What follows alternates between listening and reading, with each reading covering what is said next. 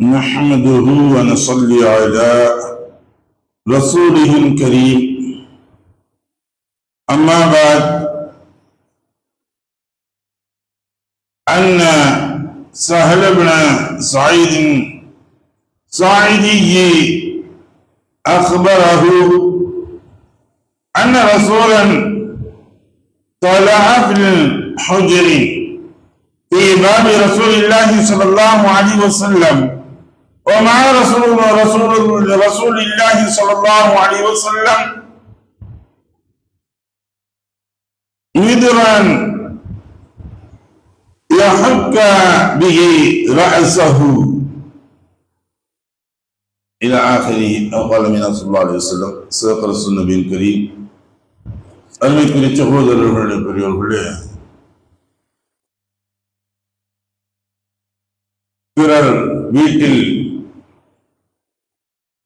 பார்வைகளை செலுத்துவதும் தடுப்பதும். ஏன்னா இன்னைக்கு அடுத்தவர்களுடைய வீடுகளில் நடப்பதை கேட்பதும் பார்ப்பதும் சிலருக்கு சுவாரஸ்யமாக உசிதமாக இருக்கும். நீ பாத்தீங்கன்னா பிறர்களை பற்றி என்ன செய்ய நடக்குது, பிறர்களுடைய குறை என்ன, பிறர்களுடைய தவறு என்ன, இதை பார்த்துக்கிட்டே இதை கேட்டுக்கிட்டே அடையக்கூடிய சூழ்நிலைகள் அதிகமாக ஆகிக்கொண்டிருக்கிறது. ஒரு வீட்டின் வழியாக சென்றாலும் சரி, ஒரு சவுண்ட கட்டின டக்குன்னு வந்து அங்க பாக்குறோம், பார்த்துக்கிட்டு இருந்து என்ன நடக்குதுன்னு பாக்குறோம். இப்படியா கொண்ட சூழ்நிலைகள் எல்லாம் ரசூலுல்லாஹி ஸல்லல்லாஹு அலைஹி வஸல்லம் என்ன செய்திருக்கின்றார்கள்? ஸஹல் இப்னு ஸஅத் அஸ்-ஸாதி ரலியல்லாஹு தஆலா அவங்க கூறியதாவது, ஒரு மனிதன்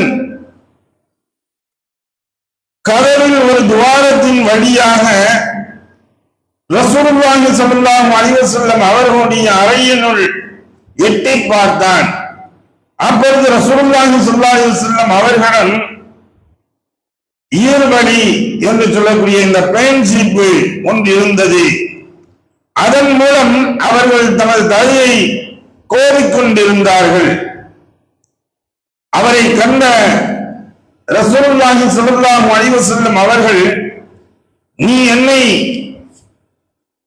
பார்த்து கொண்டிருக்கிறாய் என்று எனக்கு முன்பே தெரிந்திருந்தால் இந்த ஈர்வழியான் அதாவது பேன் சீப்பான் உன் கண்ணை குத்தியிருப்பேன் என்று கூறிவிட்டு வீட்டுக்குள் நுழைய அனுமதி கேட்க வேண்டும் என்று சத்தமாக்கப்பட்டது.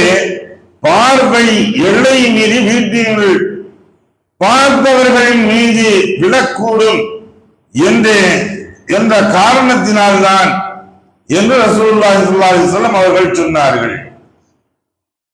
அப்ப ஒரு மனிதன் எந்த சூழ்நிலையிலும் பிறர்களுடைய விஷயங்களில் நாம் பார்வையை செலுத்தக்கூடாது. பார்வையை செலுத்தக்கூடாது என்றால் பிறர்களுடைய விஷயங்களை பற்றி நாம் பார்ப்பதோ கேட்பதோ எதுவும் கூடாது என்பதுதான் இந்த இடத்தில் நாம் விளங்க வேண்டும். பொறுமை பேசுவதும் கூடாது, அதே சமயத்தில் பார்த்துக்கிட்டு இருக்கோம் அப்படி என்பது கூடாது. ஒரு வீட்டின் வழியாக ஒரு நபரிடம் பேசுவதாக இருந்தால் நம்ம ஒருத்தவங்க போய் பார்க்க போற சமயத்தில் அவங்கள்ட்ட கூப்பிட்டு வந்தவொடனே நேர வாசலுக்கு ரெண்டு பேசிக்கிட்டே இருப்பாங்க. இப்படி பேசக்கூடாது.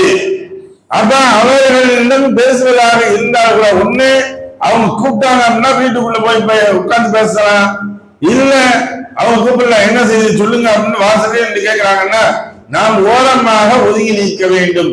அந்த ஓரமாக ஒதுங்கி நின்று அவரை அழைத்து பேச வேண்டும்.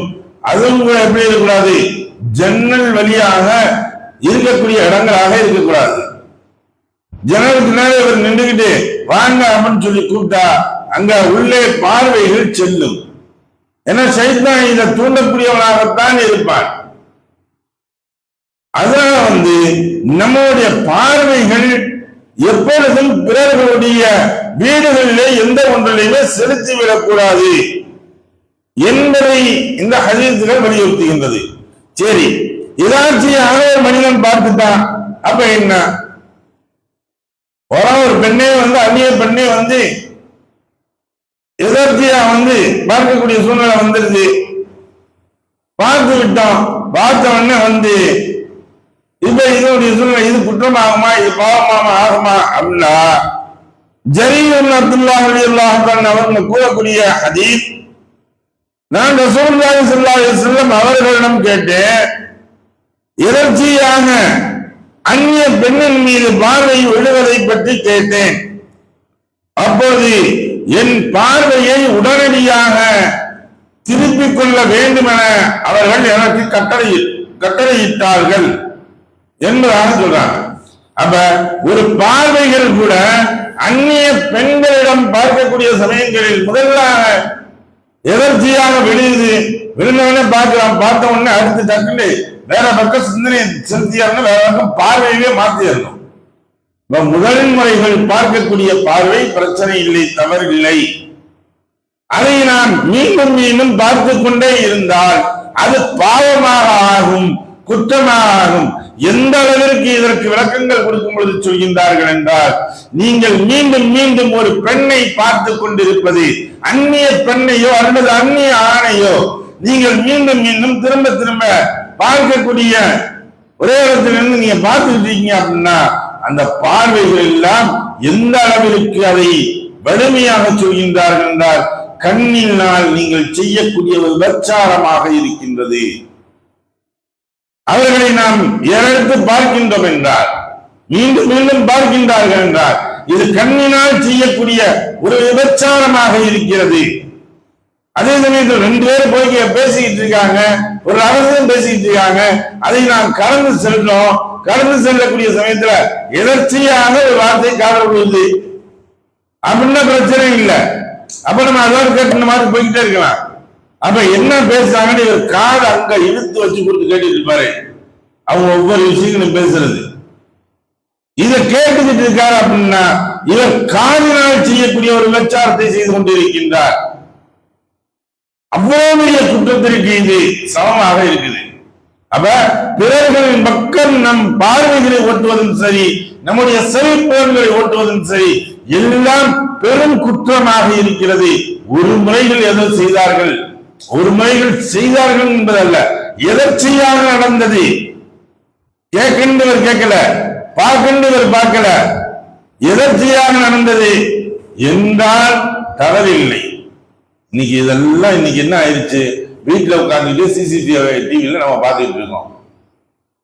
எல்லாம் அது சிசிடிவி கேமரா அப்படி என்பது வைக்கிறது எதற்காக வைப்பது நல்லதுதான். எதற்காக வைக்கிறோம்? ஏதாவது ஒரு குற்றங்கள் அசம்பாவிதங்கள் நடந்து விட்டால் அதை சரிதமேதற்காக வேண்டிதான் அந்த சிசிடிவி கேமரா. அதை நம்ம கண்டுபிடிக்கணும் அப்படின்னு இன்னைக்கு என்ன செஞ்சாங்க, சிலருக்கு பொழுதுபோக்கே இதாக இருக்குது. என்னடா குற்றம் கிடைக்காது அப்படின்னு தேடிட்டு இருக்குது. உட்கார்ந்து எந்திரிச்சு அவனுக்கு நேரம் கிடைக்கிறப்ப எந்திரிச்சு உட்கார்ந்து பாக்குறது, எவன் என்ன பேசிக்கிட்டு இருக்கான், என்ன செஞ்சுக்கிட்டு இருக்கான், நம்ம பத்தி எதுவும் பேசுறானா, இப்படி உட்கார்ந்து சிசிடிவி கேமரா இவங்க ஆராய்ச்சி செஞ்சுக்கிட்டு இருக்காங்க. இதெல்லாம் இருக்குது, இது பெரும் குற்றமாக ஆகும். இரு நபர்கள் ஏதோ ஒன்று பேசிட்டு இருப்பாங்க, இதை இவர் கேட்டுட்டு இருப்பாரு. கேட்டுட்டு இருந்து இது நாளைக்கு இவர் அடுத்த வெளியே சொல்றது, பாருங்க இப்படிலாம் பேசிக்கிட்டு இருந்தான், இதுவெல்லாம் செஞ்சுட்டு இருந்தான். குழப்பங்களை ஏற்படுத்தக்கூடியது எல்லா விஷயங்களும் இருக்கிறது. இத பிறர்களுடைய விஷயங்களில், பிறருடைய வீடுகளில் நம்முடைய பார்வைகளையும் பிறருடைய விஷயங்கள் நம்முடைய சிறைப்புலங்களையும் ஓட்டுவதனால் ஏற்படக்கூடிய முசீபத்துகள் அது. இது மூலமாக நம்ம வழங்கக்கூடிய அதிர்வுகள் அதுதான் நமக்கு விளக்கி காட்டுகின்றது.